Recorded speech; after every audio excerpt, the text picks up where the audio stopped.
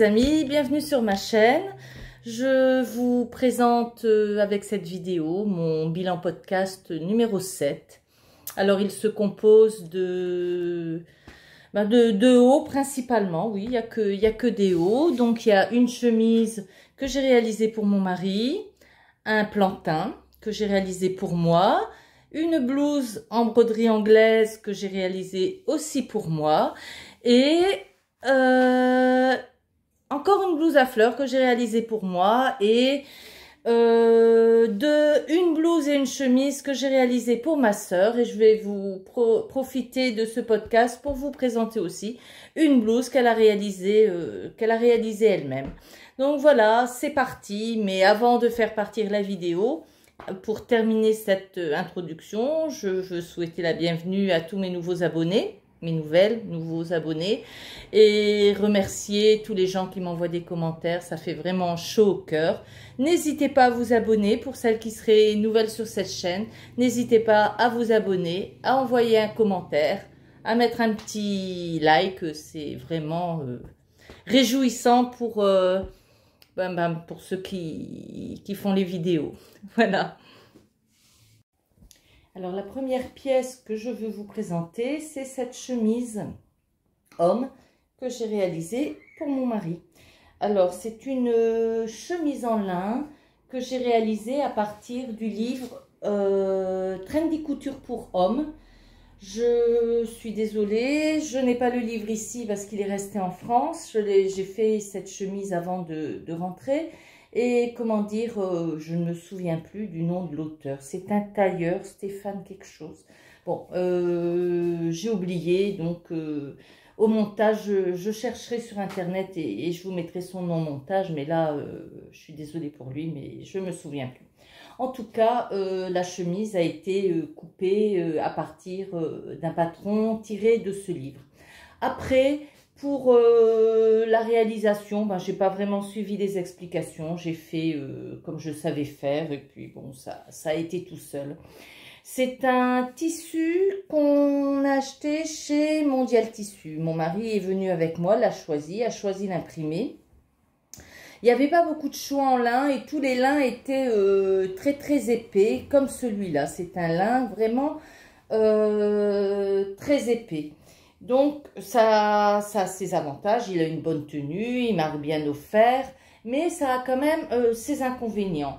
Le premier inconvénient qu'a eu cette épaisseur de lin, c'est que pour faire le fourreau, hein, l'empiècement fourreau ici, eh ben, vous voyez que l'empiècement n'est pas très très grand et il a fallu rouler et le devant et le dos ensemble pour pouvoir rejoindre les coutures d'épaule, et j'avais beaucoup d'épaisseur et pas beaucoup de place pour faire ma couture d'épaule. Donc ça a été l'un des premiers inconvénients de l'épaisseur du lin.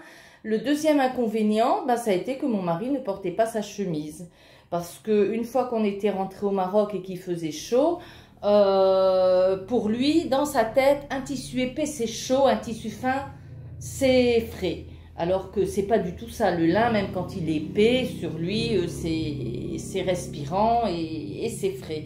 Donc il a fallu quand même que je le convainque de mettre sa chemise, même s'il faisait chaud. Et bon, une fois qu'il a vu vraiment sur lui que c'était quand même un tissu qui était frais, malgré son épaisseur, maintenant il la met. Mais ce n'était pas le cas au début. Donc, comment elle a été réalisée, cette chemise? Je l'ai faite en taille 56. C'est un tissu qui s'est filoché énormément. Donc, il a bien fallu surjeter au début. Mais une fois qu'il était surjeté, ça n'a plus posé de difficultés. J'ai fait des surpiqûres aux coutures. Voilà, partout, hein, à l'emmanchure, à l'empiècement, il faut que je montre là, à l'empiècement. Les coutures de côté aussi sont surpiquées, mais là, si vous faites bien attention, elles sont surpiquées ouvertes. Et en fin de compte, je voulais faire des coutures encornées, des coutures rabattues. Donc, pour ce faire, moi, j'avais calculé 1,5 cm de marge de couture de chaque côté. Et quand je suis allée voir le tuto de l'atelier de Mona pour faire la couture en cornet, je me suis rendu compte qu'elle préconisait de faire 1 cm de marge de couture d'un côté et 2 cm de marge de couture de l'autre côté. Donc, comme j'avais pas fait ça au moment de couper mon tissu, je me suis dit, ben, ce sera pour la prochaine chemise. Pour celle-là, je vais faire des coutures normales à 1,5 cm et je vais faire une surpiqûre de chaque côté. Bon, ça fait pas le même effet que la couture en cornet, mais c'est joli aussi. Pour les manches, j'ai décidé de faire un ourlet. C'est un simple rentré, mais au moment de la surpiqûre, j'ai soulevé un petit peu de matière pour former un revers. Donc voilà, c'est une chemise bon, pas très compliquée à faire, hein. Les points techniques, c'est le fourreau, c'est la patte de boutonnage. Mais bon, maintenant, je commence à bien savoir la faire puisque j'ai fait plusieurs pattes des poches passepoilées. J'ai fait enfin, c'est pas la première fois que je fais une patte polo. C'est la même technique que la poche passepoilée. Donc maintenant, je commence à savoir le faire. Et je dois encore regarder le tuto, mais ça commence vraiment, vraiment à venir, hein. Donc, des fois, je regarde le tuto, des fois, je le regarde pas, mais je commence à bien prendre le pli. Tout est question d'exercice, vous savez. La première fois, c'est difficile. La deuxième fois, on cafouille encore, mais quand on en a fait 100, on sait faire. Donc, je continuerai de faire ce genre de pâte parce que je trouve que c'est très, très joli. Mon mari aime beaucoup, hein. C'est le genre de chemise qu'il adore. Dès qu'il a vu ce modèle, il voulait. Hein. Patte polo et col officier, c'est vraiment le modèle de chemise qu'il préfère. À l'intérieur, il m'a demandé de faire un col tout blanc. Donc, j'avais un morceau de coton blanc. J'ai donc fait l'intérieur du col en blanc. Et voilà, c'est pratiquement tout ce que je peux vous dire sur cette chemise, hein. Elle est très jolie, même portée. C'est vraiment un très très beau tissu. Je ne sais pas si je vous ai dit que je l'avais acheté à Mondial Tissu. Donc voilà, je vous la montre portée. Et à la prochaine cousette.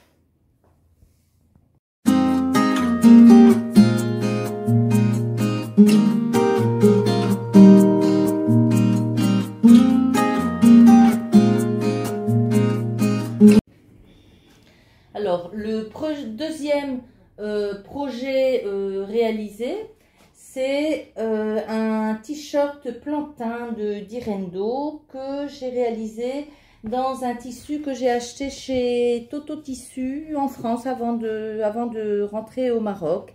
Et en fin de compte, j'ai acheté un ensemble de tissus. Ce tissu-là pour le t-shirt à manches longues, puisque bon, quand j'étais en France, franchement, le temps n'était pas au rendez-vous. Donc, j'avais envie de manches longues. Et puis bon, c'est vrai qu'une fois arrivé ici, on est reparti dans la chaleur. Donc, vous verrez que mes prochaines réalisations sont beaucoup plus estivales. Mais donc, j'avais fait ce t-shirt plantain à manches longues dans un tissu acheté chez Toto. Et vous voyez ce gris, là, j'ai acheté un coton stretch de la même couleur pour me faire le pantalon safran qui irait avec. Il n'est pas encore fait parce que, bon, il fait encore chaud pour mettre cet ensemble. Mais bon, il sera réalisé bientôt, vous le verrez probablement dans le prochain podcast. Donc voilà, ce t-shirt plantain que j'ai réalisé en taille 44. Alors, j'ai modifié l'encolure, hein, parce que le plantain, franchement, je le trouve vraiment trop décolleté pour moi. Donc, j'ai remonté l'encolure de 6 cm. Et à partir de là, évidemment, j'ai recalculé la bande d'encolure en faisant le calcul tour d'encolure multiplié par 0,80 et puis ça va tout seul. Donc pour une encolure de 70 cm, j'ai fait une bande d'encolure de 56 cm et il n'y a eu aucune difficulté. Bon, des plantains, c'est pas mon premier, c'est pas mon dernier non plus, donc je le fais facilement maintenant et franchement c'est un plaisir à coudre, ça va vite et puis il me va bien. C'est vraiment, pour ma morphologie, c'est le t-shirt qu'il me faut. Donc au niveau des manches, j'avais pas pris assez de tissu, donc j'avais pas des manches suffisamment longues dans la longueur du tissu, dans le droit fil. Donc j'ai décidé de couper deux petites manchettes fines pour terminer le bas de manche. Et en ce qui concerne l'ourlet, eh ben, figurez-vous que avec tous mes déboires d'ourlet qui remontent, j'ai regardé une vidéo de... Ben, il faudrait peut-être que vous me voyez. J'ai regardé une vidéo de Couson et Chiffonnon. Je suis sa chaîne YouTube et puis elle expliquait que elle n'hésitait pas à faire du point droit pour les ourlets de ces t-shirts. J'ai donc essayé parce que j'ai fait un essai au point éclair et puis un essai au point droit et le point droit était bien plus joli. Donc voilà, j'ai surjeté, j'ai fait un simple rentré de 2 cm et je l'ai piqué au point droit. Et puis ça a l'air de fonctionner, donc je ne l'ai pas encore porté parce que je vous dis, ici il fait chaud, mais aux essayages, il ne rebique pas du bas, l'ourlet ne fait pas de vaguelettes, il a l'air tout à fait correct. Donc je suppose que quand je le porterai à la journée, parce que bon, quand on porte pour un essayage, c'est pas pareil que de porter un vêtement à la journée, hein. C'est vraiment quand on le porte à la journée pour la première fois qu'on voit ce qu'il donne, mais bon, je crois que ça ira très très bien et je m'empresserai de le porter dès que j'aurai fait mon pantalon safran et puis dès que les températures baisseront un peu ici. Il faut encore attendre vers le mois de novembre pour qu'il commence à faire froid. Avant, il fait encore des températures tout à fait correct pour porter des petits vêtements d'été. Mais bon, le t-shirt est léger, hein, même sans le safran, je pourrais le porter malgré ses manches longues. Donc voilà, mon deuxième projet, le t-shirt plantain, que je vous montre porter, bien évidemment, comme d'habitude.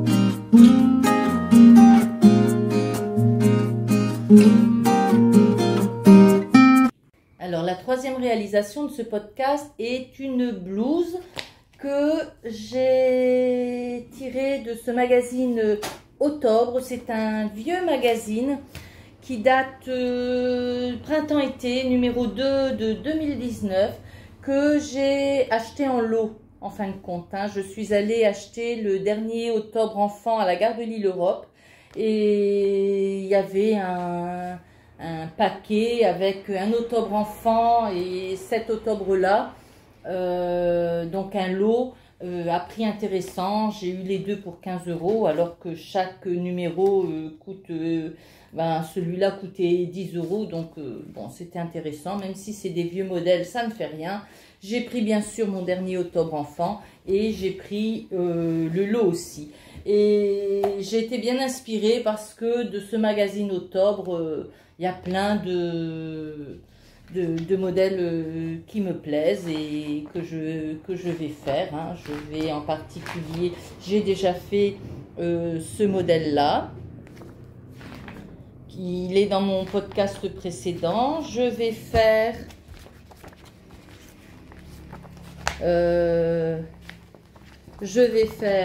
ce modèle-là. J'ai déjà acheté le tissu rouge. Ça va être beau. Enfin, moi, je vais bien aimer en tout cas. J'ai donc fait ce modèle-là à plusieurs reprises et ce modèle-là. Donc, vous voyez que pour le coup, c'est un magazine qui a été bien exploité, tant mieux. Donc, je vais vous parler de ce modèle-ci. C'est un modèle tout simple. Ma sœur était à la maison, elle a feuilleté le magazine, elle a bien aimé ce modèle. On est allé au marché de ma ville et on a acheté cette petite viscose à fleurs que je trouve absolument, elle est très très belle, un jaune pétant, le rouge pétant, j'aime beaucoup.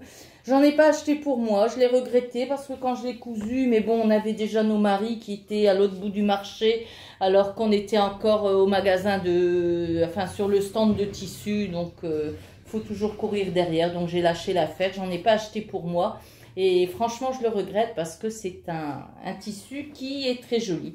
Donc voilà, ce modèle-là a été fait dans cette jolie viscose jaune à fleurs.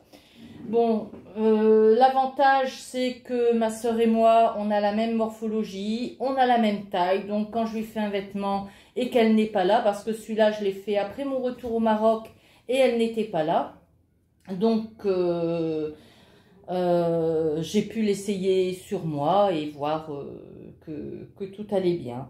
C'était la première fois que je posais un biais d'encolure et un biais d'emmanchure parce que je suis plutôt fan de parmenture, mais je commence à changer mon fusil d'épaule.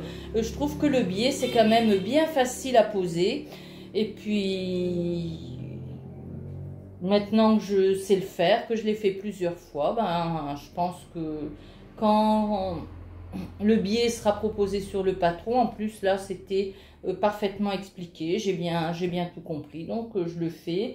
Le résultat me semble satisfaisant, donc je continuerai de le faire. Donc vous voyez, c'est un modèle tout simple que j'ai fait en taille 44 avec des pinces poitrine, un biais d'encolure, un biais d'emmanchure, une parmenture au niveau de la goutte et une bride avec un bouton que j'ai recouvert. J'ai eu un petit problème avec la bride parce que je l'ai posée trop haut, ce qui fait que quand j'ai replié mon biais, eh ben, je me suis retrouvée avec la bride à l'envers. Donc elle est un petit peu plus dure à mettre que si elle était de l'autre sens. C'est vrai que comme ça le bouton rentrerait mieux que comme ça, mais bon, c'est pas très grave, j'ai pas d'effet, j'ai laissé et puis a priori elle arrive à l'enfiler et à mettre le bouton, il n'y a pas de souci parce qu'elle l'a déjà mise plusieurs fois. Donc voilà, voici cette blouse d'octobre qui s'appelle Diagonally Stripped, c'est-à-dire bande en diagonale. Enfin, il donne sur octobre, les noms sont toujours en anglais et un peu bizarres. Donc c'est un patron qui existe du 34 au 52 et donc tout simple, vraiment tout simple à faire et qui a beaucoup d'effets. Franchement, elle est bien jolie, hein. Depuis que je l'ai réalisée, ma soeur, son mari et mon oncle sont venus en vacances chez nous au Maroc, donc elle a pu la mettre plusieurs fois et elle lui va parfaitement. Donc voilà, je vous montre la vidéo portée.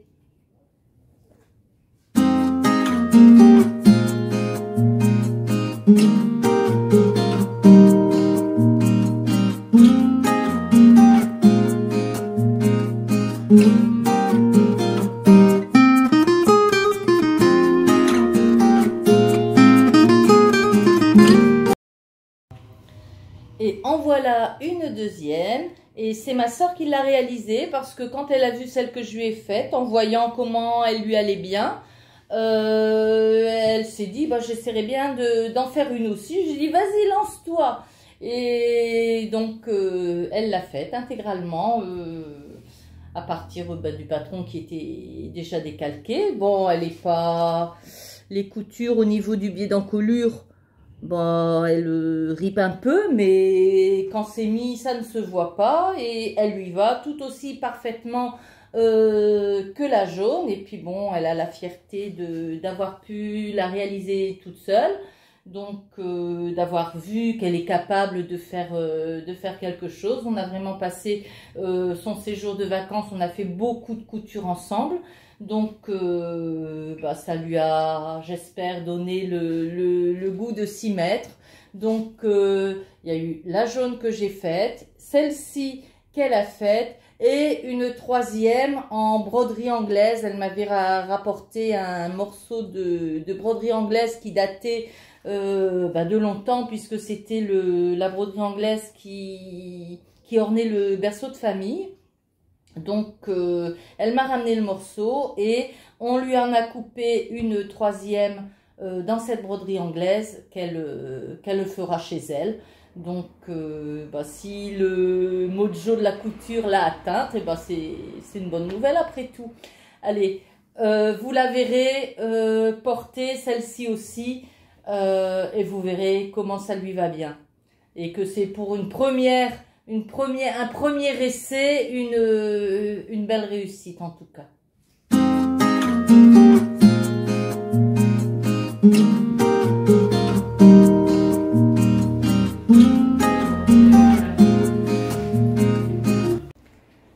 Alors la réalisation suivante est encore une blouse. Alors ça ne se voit peut-être pas, mais c'est exactement la même que celle de ma sœur.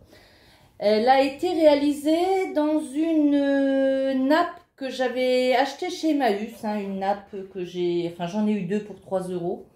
Donc j'ai eu celle-ci, je vous montre l'autre puisqu'elle est là, et celle-là, les deux pour 3 €. Donc pourquoi s'en priver? Dans l'autre aussi je ferai une blouse. Donc voilà, dans une nappe ronde.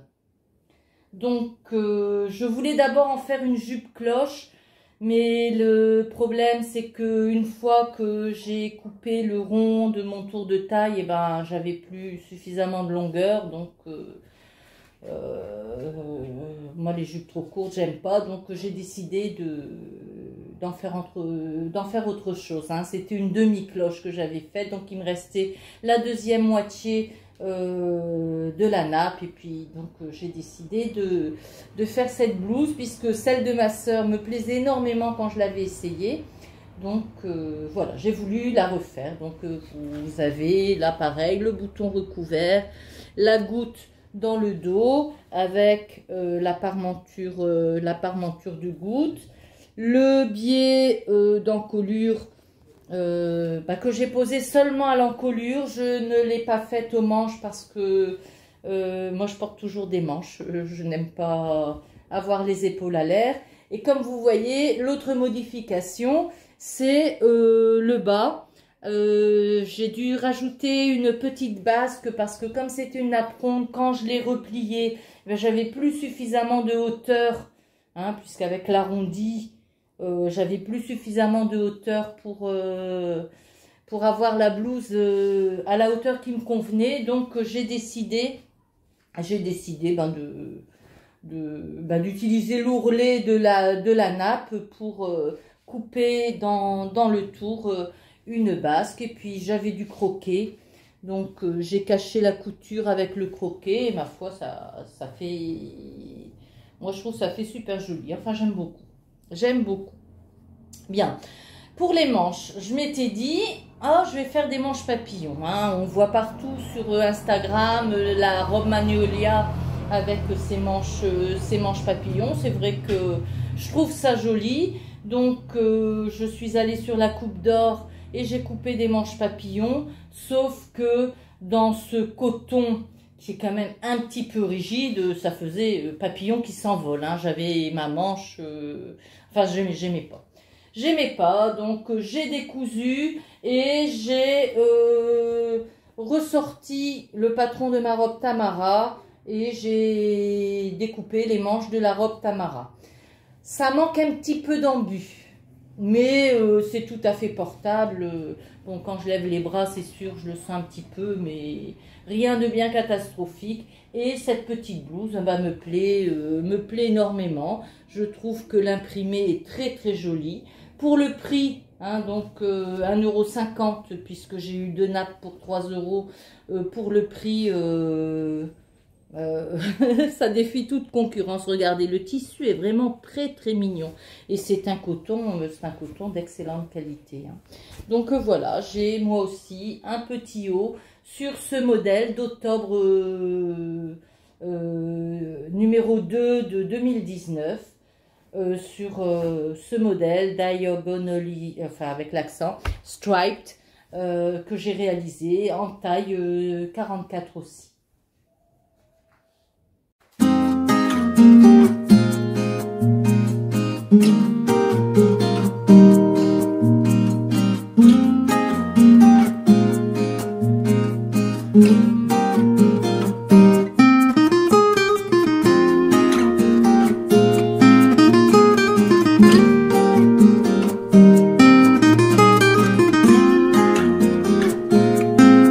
Alors, la réalisation suivante est une blouse que j'ai réalisée en broderie anglaise. Je vous parlais tout à l'heure du fait que ma sœur m'avait ramené ce morceau de broderie anglaise qui ornait le berceau familial. Alors, ce berceau familial, il a bientôt 100 ans, puisque c'était ma grand-mère qui l'avait acheté lors de la naissance de ma mère en 1923. Donc, à 2 ans près, et le berceau a un siècle. Le tissu n'a pas un siècle, hein, vous imaginez bien. Il a été acheté par ma cousine il y a 27 ans, lors de la naissance de son premier garçon. Bon, le berceau est toujours dans le grenier chez ma sœur.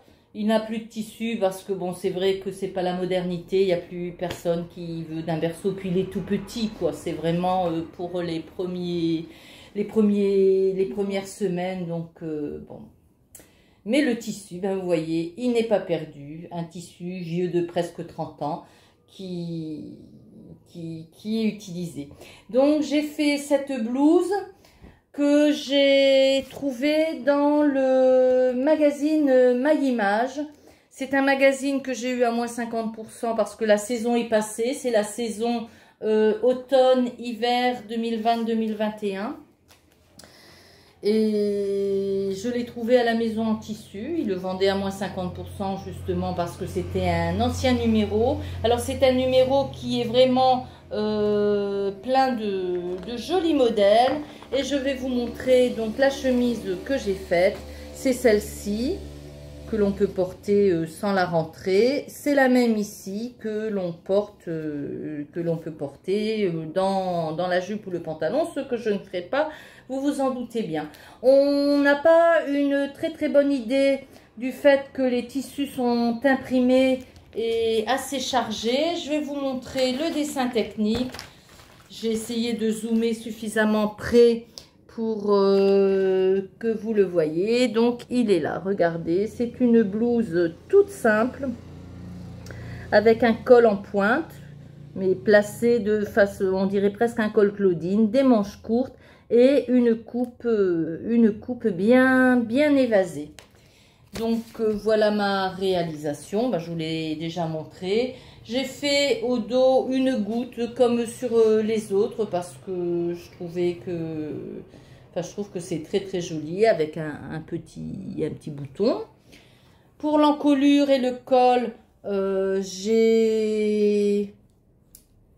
l'ai posé avec un biais. Bon, le biais il bouge un peu, il fait des vagues. C'est un biais de satin qui bouge beaucoup, qui s'effiloche, que j'ai acheté ici, qui n'est pas de très très bonne qualité. Mais bon, il a fait l'affaire. C'est le dernier morceau, il n'y en a plus. Donc, voilà. Bon, ce magazine My Image, c'était un peu drôle. Parce qu'au niveau des traductions, il est quand même en 4 langues. Hein. Il est en néerlandais, il est en allemand, il est en anglais. Non, en 5 langues. Attendez, je ne sais pas s'il y a le néerlandais. Oui, c'est ça, en 5 langues. Donc, il y a l'anglais, le néerlandais, l'allemand, le français, l'espagnol. Et bon, les traductions sont un petit peu fantaisistes. Bon, pas sur ce modèle-là, parce que là, il était marqué français et tout était en anglais. Donc heureusement, je me débrouille en anglais, je me débrouille encore mieux en espagnol, donc avec les deux explications dans ces deux langues-là, j'ai pu me débrouiller. Mais il y a un autre modèle, vous allez rire, pour y expliquer qu'il fallait commencer par coudre le suçon. Alors, je lui ai dit, qu'est-ce qu'ils veulent dire par coudre le suçon? Et en fin de compte, en lisant la traduction en espagnol, je me suis rendu compte que le suçon en question, c'était la pince. Donc, vous voyez qu'au niveau de la traduction, c'est peut-être expliqué en 5 langues, mais au niveau des traductions, il y a, il y a des pépites. Hein. Il y aurait beaucoup à dire là-dessus. Mais bon, ça permet quand même. J'ai réussi à me débrouiller pour faire cette blouse. Hein. Vous voyez, c'est une blouse toute simple, mais qui est vraiment, grâce au col, du plus bel effet. Sans le col, quand je l'essayais avant de poser le col, c'était pas très très joli. Mais une fois que le col a été posé, ça a fait vraiment tout le charme de cette blouse. En plus, le tissu, la broderie anglaise, ça va bien avec ce petit col sage. C'est un modèle. C'est un modèle qui est très très joli et que je vais vous montrer porter tout de suite.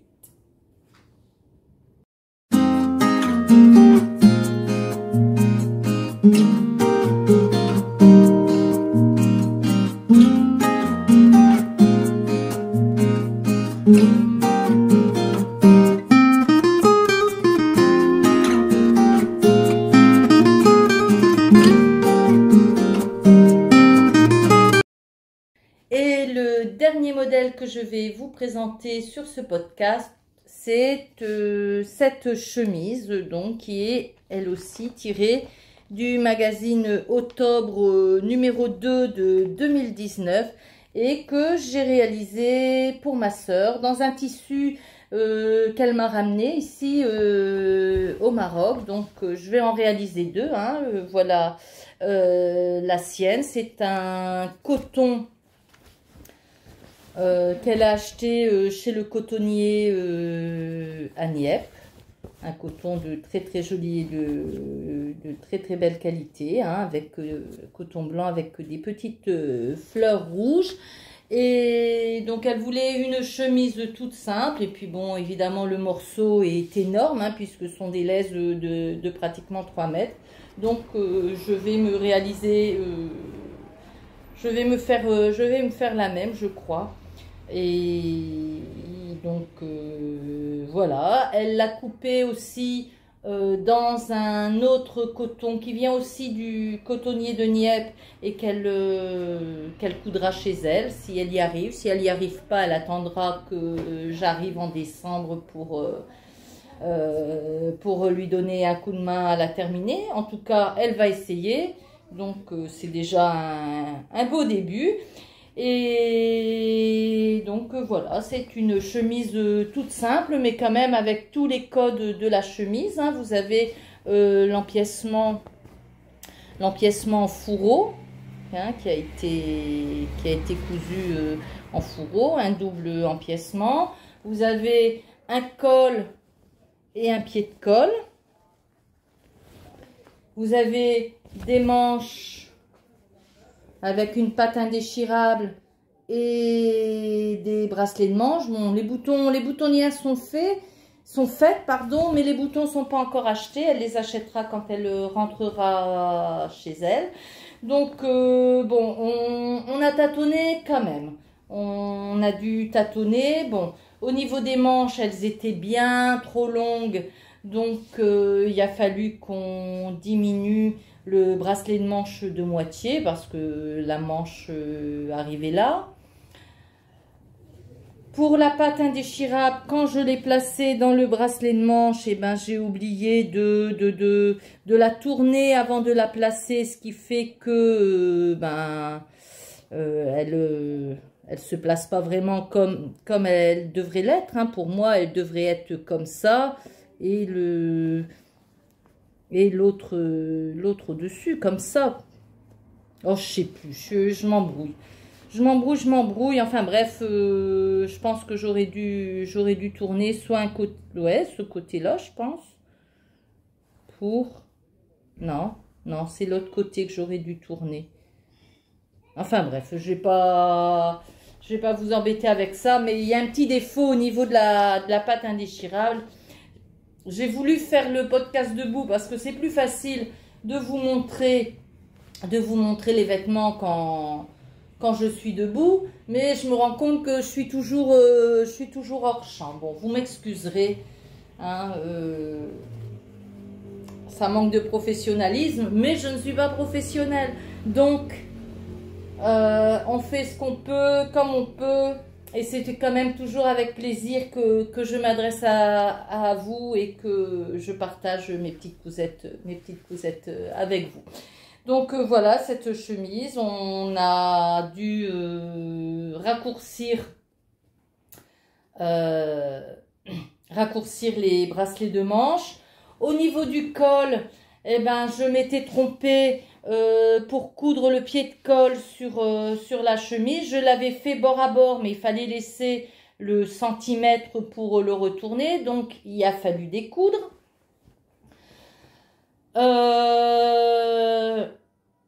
Après, je trouvais que c'était trop court. Une fois que je laissais le centimètre de chaque côté pour replier, eh ben, je trouvais que j'avais trop d'embus au niveau de la chemise par rapport au pied de colle. Donc, j'ai recoupé un pied de colle avec un centimètre de plus de chaque côté. Donc, il y a eu des bidouilles. Hein. On n'est pas véro, mais il y a eu des bidouilles. Mais l'un dans l'autre, eh ben, on s'est débrouillé. Et puis cette chemise, ah oui, la pâte de boutonnage aussi. Il fallait une parmenture, mais moi, j'avais pas bien compris sur le patron, donc je l'avais pas faite. Je pensais qu'il fallait replier, mais ça n'allait pas parce que, évidemment, par rapport au milieu devant, le repli, il était trop petit, il n'allait pas jusqu'au bout. Donc c'est là que je me suis dit, il faut peut-être une parmenture. C'est pas une pâte de boutonnage à même, c'est une pâte de boutonnage rapportée. Donc, il a fallu recouper après coup la parmenture de la pâte de boutonnage. Mais l'un dans l'autre, à chaque fois qu'on a eu un problème, on a trouvé la solution. Et la chemise est terminée. Elle lui va bien. Vous le verrez sur la vidéo portée. Et elle me va bien moi aussi. Donc, ben voilà, je m'en ferai une autre dans le même tissu. Il en reste pas mal, hein, puisque ce sont des grandes lèches chez le cotonnier. Donc, en plus, on l'achète au poids. Enfin, il y en avait vraiment beaucoup. C'est une jolie chemise qu'elle compte mettre en hiver en dessous d'un pull. Donc, voilà. Je vous montre la vidéo portée.